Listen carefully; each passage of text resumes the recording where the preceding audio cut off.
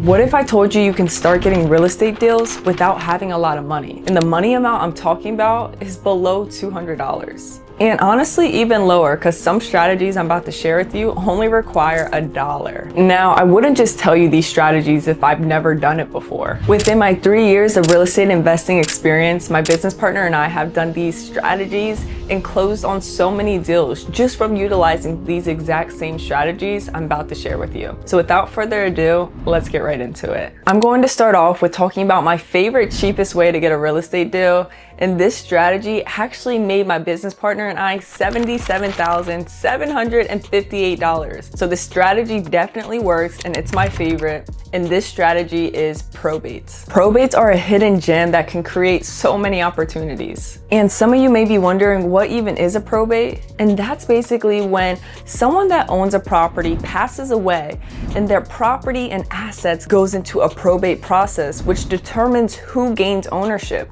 You know, if they have a trust or if they have a will, the attorney is going to determine who gains ownership of their possession. And typically it's a family member. And usually these family members that obtain ownership of these properties don't want anything to do with the property, so they just end up selling it. And that's just a huge sign of a motivated seller.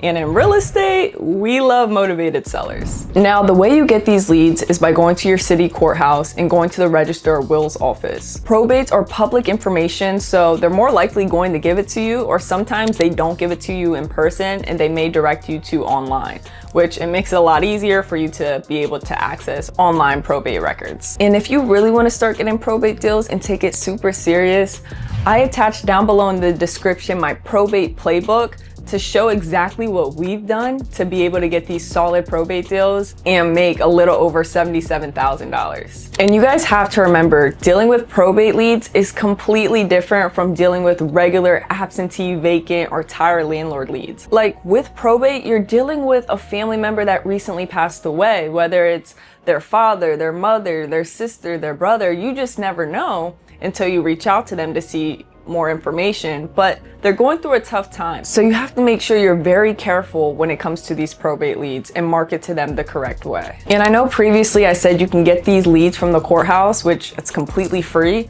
but you still actually need $1 when it comes to this lead source, at least $1 per se. And that $1 is used for the earnest money deposit. So if you go under contract with the probate and you and the seller agree on the price, you need to put on the contract the earnest money deposit, which just shows good faith that you're serious about the purchase of the property, about your offer. And the title company needs to see that earnest money deposit. And yes, they do accept $1 earnest money deposit. Ask me how I know, because I've done it before.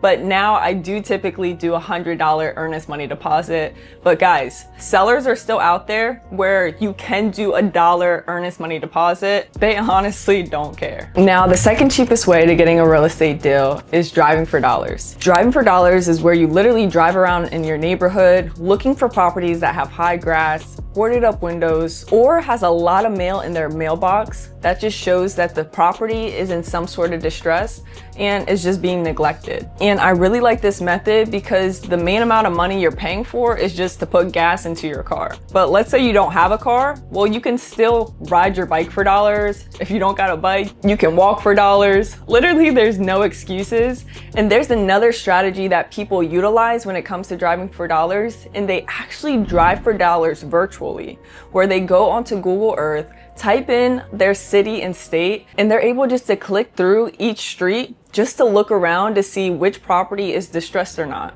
And this can be a great strategy to use, but you have to realize Google Earth does not update as frequently, so that information is going to be a little bit older, but it's still a great way if you don't want to go for a walk outside. And now let's say you found a house from driving for dollars. Literally all you have to do is go to truepeoplesearch.com, type in the property address, and call the owner. True People Search is going to give you the owner's contact information, their phone number. So don't be lazy, get your butt up, go drive for dollars, find a property, go to truepeoplesearch.com, call the owner and ask if they're open to selling. In the same scenario, you'll just need $1 or so for your earnest money deposit. Now, the next cheapest way to get a real estate deal is by being loud on social media. I constantly get multiple deals sent to me just from social media alone, so trust me, this strategy definitely does work. The goal with social media is you want people to see you as that real estate expert within their area, so whenever they think of selling their property, they think of you. And you may be wondering, what should I even post? Well, you want to post real estate related things. So whether you're walking a property, driving for dollars, or signing documents at a title company, there's honestly so much to post in regards to real estate. You could honestly post a video of you standing outside of Home Depot, like, I'm buying materials, looking to get my next fix and flip. Let me know if you have something you want to sell. It's as simple as that. Just be as loud on social media as possible. Now, the next cheapest way to get a real estate deal is through networking and doing joint ventures. And people sleep on these methods, but let me tell you, they work. I had a friend of mine call me up one day and he told me, Steph, my house caught on fire and I just want to sell it. He was like, I want $35,000 for it. Can you find me a buyer? I was like, yeah, no problem. And literally right when we hung up, I reached out to a friend of mine. I was like, hey, got this property here. The price is $37,000. And he was like, okay, let me go take a look at it and I'll give you a call back. He went, he looked at the property. 5 minutes later, he called me back and said, I want it. So literally within that small time frame, that was an easy $2,000 made just from me previously networking with someone and built a relationship with them. And they reached out to me to see if I had a buyer in mind for a property they had that they wanted to sell. So $2,000 like that, like guys, that's easy money right there. So just know that building relationships and networking is key. And now that I touched on networking, I want to touch on joint ventures. And for those that don't know what a joint venture is, it's basically where you're partnering with another investor or with someone on a specific deal. So a friend of mine, he actually had a property that he did the acquisitions for. So he did all the marketing to the seller, got the property under contract with the seller, but his scenario, he didn't know who to sell the property to. He didn't have buyers within that specific area. So he reached out to me and my partner and asked us if we had buyers located within that area. And we're like, yeah, we do.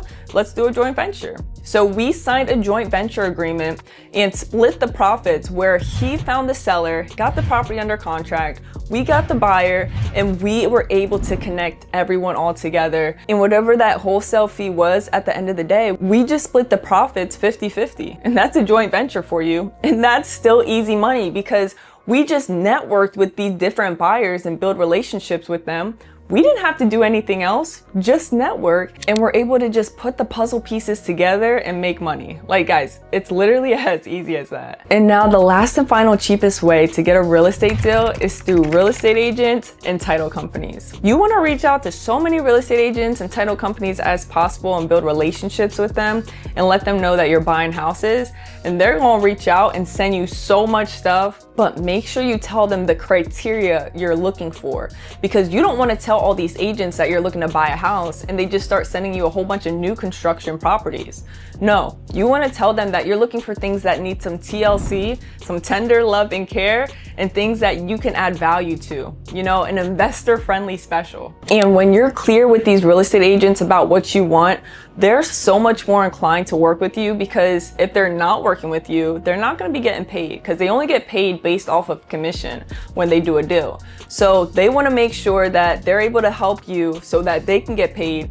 But this is great scenario because you're also able to win, because if they're able to find you deals for free, then you're winning and you don't have to worry about putting up all these marketing dollars while your agent is working for you. And that goes the same for title companies. Title companies only get paid when you use them, when buyers and sellers use them, right? So you want to make sure you build good relationships with your title companies, because number one, deals always fall through and they're able to see everything overall. They're able to see, you know, this deal fell through, this deal fell through. And they may say, oh, even though this fell through, maybe Stefanie wants to buy this one. I know that she was looking to buy some property, so this one may be good for her.